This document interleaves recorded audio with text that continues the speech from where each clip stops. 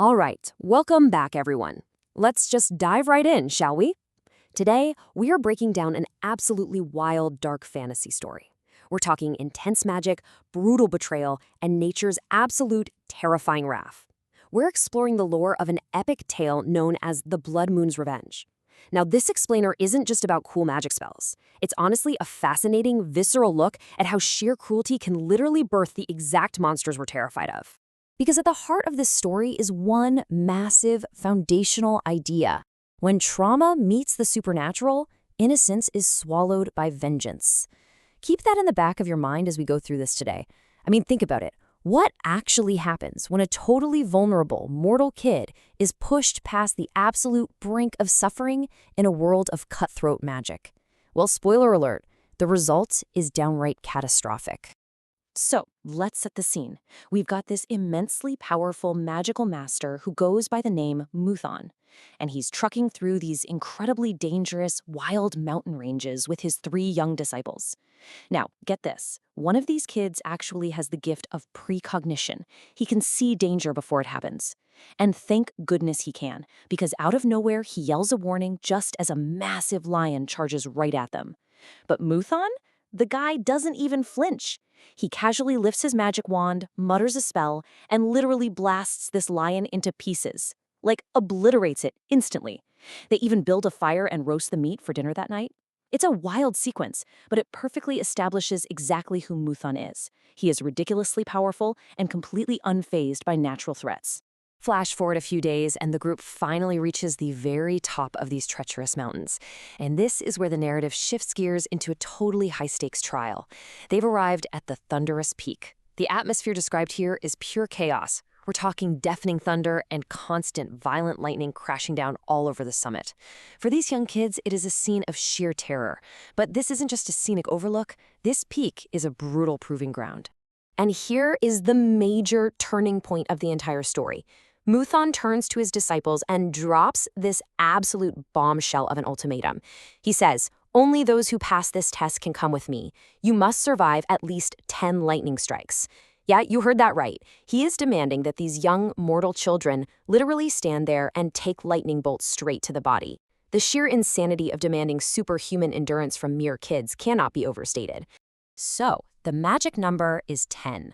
That single digit is quite literally the razor-thin line between a glorious magical apprenticeship and a horrific fatal tragedy. In Moothon's eyes, anything less than 10 is failure, and failure in these mountains means you're done, period. So, how did the kids actually fare against the storm? Well, the raw outcomes are pretty staggering. The first child takes 12 direct strikes, so he passes. The third child takes 11. He passes too. But the second child, man, this is where the tragedy hits. He takes 8 lightning strikes before his body just completely gives out. He faints, falling totally unconscious. He was just 2 strikes away from Moothon's arbitrary threshold. It's a devastating failure. But the real heartbreak happens right when he wakes up. Just imagine the raw emotion of this moment. The boy regains consciousness. His body is battered, fully burned by 8 bolts of lightning. And what does he do?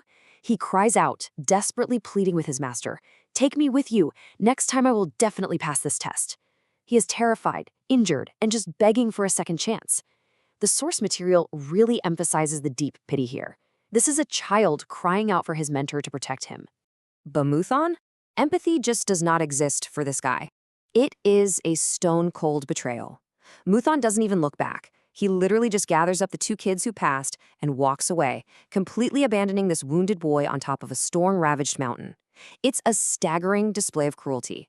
And this exact moment, this sheer lack of humanity, is what sets a horrific chain of events into motion. Because what follows is just a visceral nightmare. As dusk sets in, the boy is paralyzed and alone. By twilight, his absolute worst fears materialize. A pack of vicious wolves shows up. And the story does not hold back. They start tearing into his flesh while he is fully conscious, plunging him into a living hell. By nightfall, his bloodied body is dragged down into a dark cave at the base of the mountain. And by midnight, the kid is on the absolute brink of death. His limbs have literally been eaten by the wolves. He is a breath away from expiring. But right as his life is about to flicker out, the narrative absolutely explodes into the supernatural. A massive cosmic shift occurs. The moon up in the sky suddenly turns this terrifying deep blood red.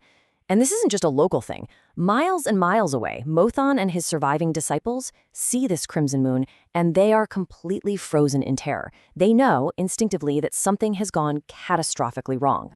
Meanwhile, back inside that bloody cave, magic intervenes. Out of nowhere, a mysterious, magical stone materializes.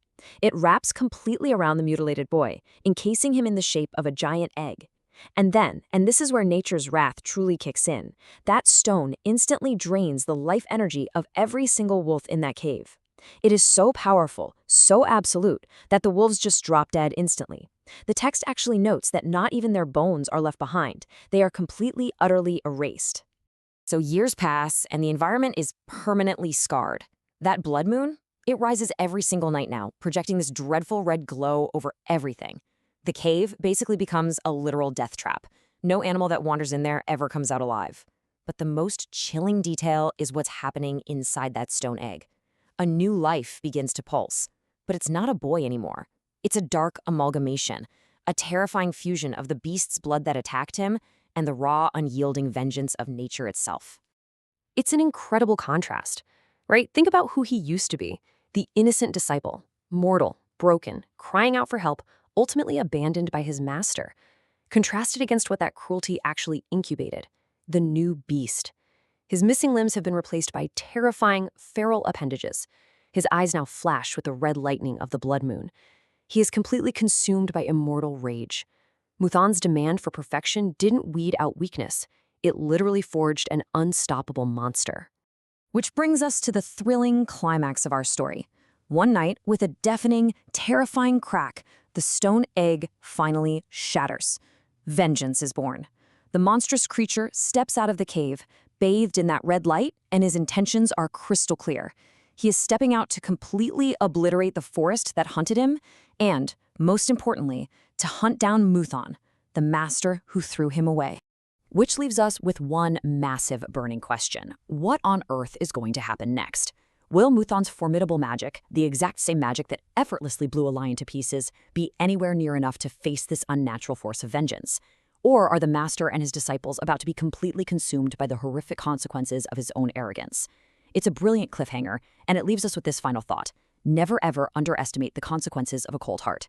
Thank you so much for joining me to unpack this explainer. I'll catch you in the next one.